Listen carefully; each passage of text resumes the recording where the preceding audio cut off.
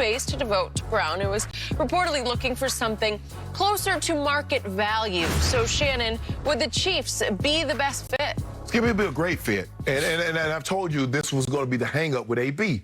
Skip, he doesn't want to play again for 1 year. He says, I played on that prove-it deal. I've proven I can still play. I've proven that I will behave myself. Skip, the thing, look, Andy, I don't know if Andy's older than BA or BA is older than Andy, but they're a lot alike, is that Andy will tell you exactly what he expects, and if you don't do it, you're going to have to move on. Because Andy did have T.O. T.O. have great respect for Andy Reid, but I don't know about that. Ask him. He'll tell you his favorite coach to play for was Andy. T.O. had a problem with that. He thought he outperformed the contract, and they didn't want to tear the contract up 1 year after he got there, and so that soured, and that he started some problems that arose, and Andy sent him home. Andy says, you know what? It's just best that you go. Hey, take some time. When you feel like you're ready to come back. I know Terrell first got into it with Brad Childress, who was the coordinator, and they just, ugh. Yeah. It was ugly. Yes, yeah. But for the most part, Skip, that's kind of how it always starts. It starts with the position coach coordinator before it gets to Andy. But, Skip, BA made it abundantly clear to AB, the reason why it works so well in Tampa, you're late to meetings, you're gone. You're late to practice, you're gone. You throw a temper tantrum on the sideline, you're gone. See, nobody had made that abundantly clear to AB. Pittsburgh didn't, because, Skip, when you're catching 130 balls for 1,513, 14 touchdowns a season, they're going to let you do everything. They let you come over to the house and kick your feet up on the couch. Yeah. The Raiders didn't make that clear to him. So what did he do? The first time he get into a situation that he didn't like, he start bucking. Well, they got rid of him. And he saw being away from the game for an extended period of time. Now, hold on. These teams ain't really putting up with my PS anymore. Man, I'm out here losing all this money. This guy making this money. I'm better than he. He making $14 million. I'm making nothing. So AB learned real quick the NFL will move on just fine without Antonio Brown. Andy Reid will need to make it abundantly clear. AB, if you're late, you're gone. Late to practice, you're gone. Miss meeting, you're gone. Throw a tantrum on the sideline, you're gone. Now, Skip, he'll be better in this situation than Sammy Watkins, because I believe he's a better player than Sammy Watkins is. And that's another guy with quick twitch. You got Tyreek, quick twitch. AB still got quick twitch. And you got Travis Kelce, who's the premier tight end in all of football. So they will be loaded, but the question is how much? Because the price point, what is the price point for AB? Could they get him for $6 million plus incentives? They have about $11 million up under the cap, Skip. I'm not sure they want to spend the whole quote-unquote ball of wax in one location. But can they do $6 million plus incentives, which will be more than the $1 million plus incentives Tampa's trying to get him? Like I said, AB wasn't going back to Tampa for that small amount of small amount of money, Skip. And that's what it comes down to.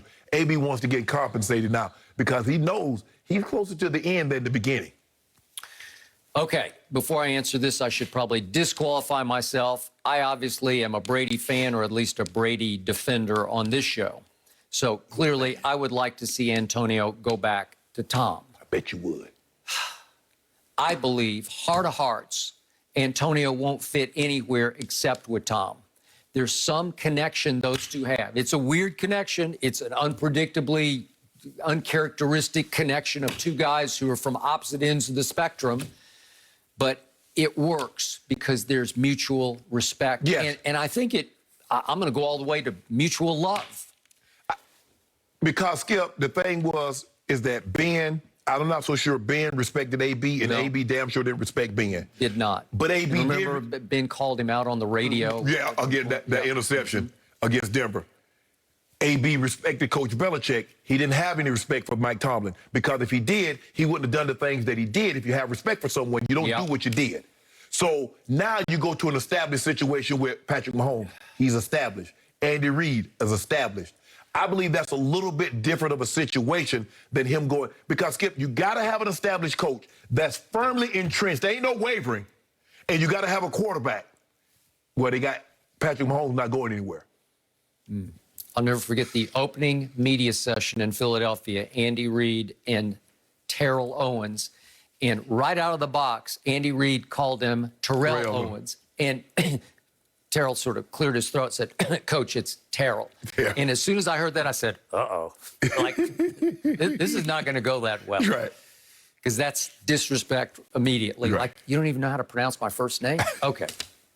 And it blew all apart. But I agree with you. I think maybe for a while he thought it was heaven because he had fallen completely apart with Mariucci, and Greg Knapp. Terry Donahue was the GM, Right. who I was very close to. And it just... Because you remember his old sound like he was yelling at Greg Knapp. He was just all over. And that was in Minnesota versus Randy Moss, Right. when T.O. was just getting annihilated head-to-head against Well, Randy. that's how you do it, Skip. If you know one of those guys, you know how receivers are. So what you try to do is you try to feed your guy.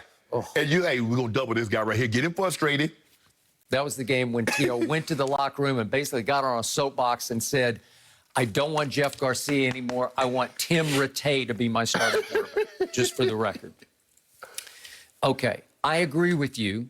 AB would be a good fit here because simply that they lost Sammy. Right. And he is a Sammy. Right. It would fit right into their scheme of catches last year, just for those who have forgotten. Kelsey led him with 105 catches.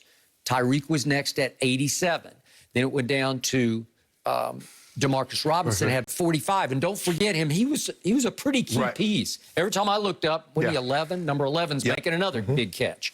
McCole Hardman had 41. So it goes 45, 41, and then it went down to Sammy at 37. So he was the fourth receiver. But Sammy missed like 6 or 7 weeks, so ain't no number, no telling what his numbers could have been. I got it. But that's the hole in the rotation right now. Right. And AB could fit in there. So in 11 games last year with Brady, he had 53 catches. So he averaged catching about 5 balls a game. Right. Not bad. Right. And early on, Tom just force-fed him just to try to show him, we love you and we want you and we need you. Right. And you are a part of this rotation, which is some rotation because you got the 2 wideouts who are about as good a duo as you can get. And that's what would help AB because guess what? He's not going to get the double. You're going to double Tyreek. You're going to probably double Trav. And that means he gets to work one-on-one against 2 or 3 corner. Okay. This is just me. Last year, with his time away from football, I didn't see quite the quick twitch I saw in Pittsburgh, for instance. I thought he lost just a touch of sudden. Just to my eye test, it wasn't quite the same. It was still very good, but he was all-time great for a while. Skip, he can still get in and out of breaks. He can still run the route tree. Now, maybe he's not the deep guy that he once was in Pittsburgh. I did not see it. But you got Reek for that. Okay. You still got McCole Hardman that can get downfield. Okay. So, but that now intermediate you've got stuff. nicknames for everybody on Kansas City. They're your new bandwagon?